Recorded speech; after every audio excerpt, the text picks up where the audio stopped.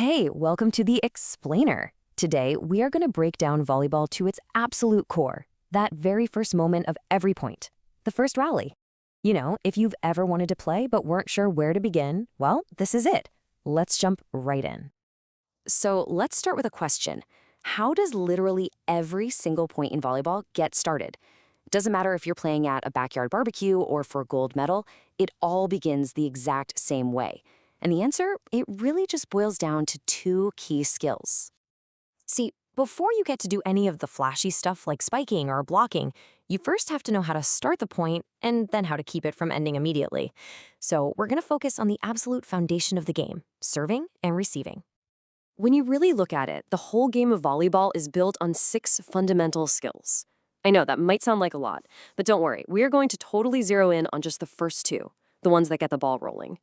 So here's the whole shebang: serving, receiving, setting, spiking, blocking, and field defending.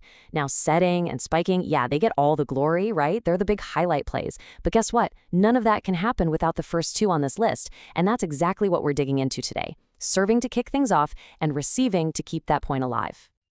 All right, first up, the serve. This is the first touch of every single point.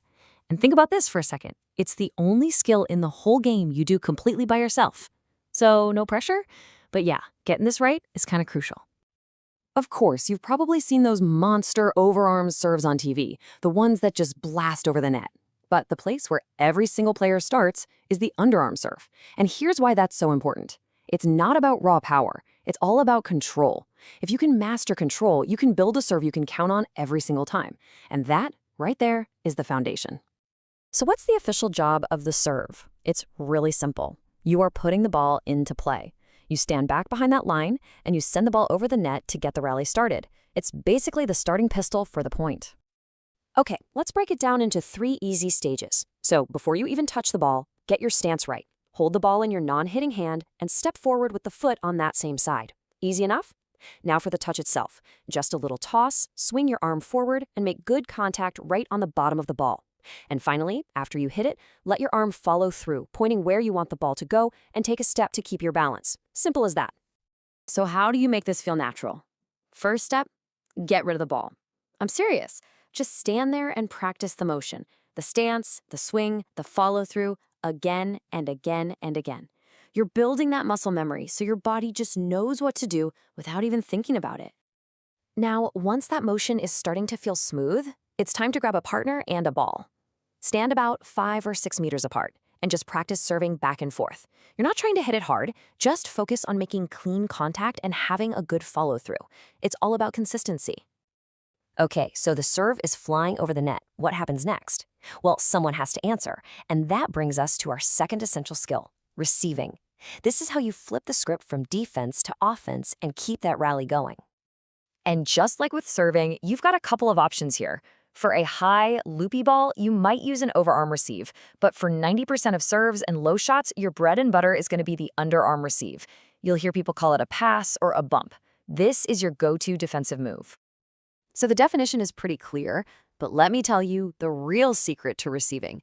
It's not just about keeping the ball off the floor. It's about control. Your goal is to send a nice, soft, easy pass up to a teammate, so they can then set up your team's attack. And yep, you guessed it, we can break this down into 3 stages too. First, before the ball even gets to you, get in your ready position, feet apart, knees bent. Why? Because this gives you a low center of gravity, making you stable and ready to move anywhere. Then, as the ball comes, you bring your arms together to make a nice flat platform. You want to contact the ball on your forearms, not your hands or wrists, and use your legs to push up as you make contact. And after the hit, you're right back in position, ready for what's next. Now, this drill is really cool because it helps you feel the right movement. Have a partner literally just press a volleyball onto your forearms while you're in that receiving stance. All you have to do is practice the motion of rising up with your legs as they let go. It's all about teaching your body to use that upward push from your legs, not from swinging your arms. Okay, next up, you put it into motion.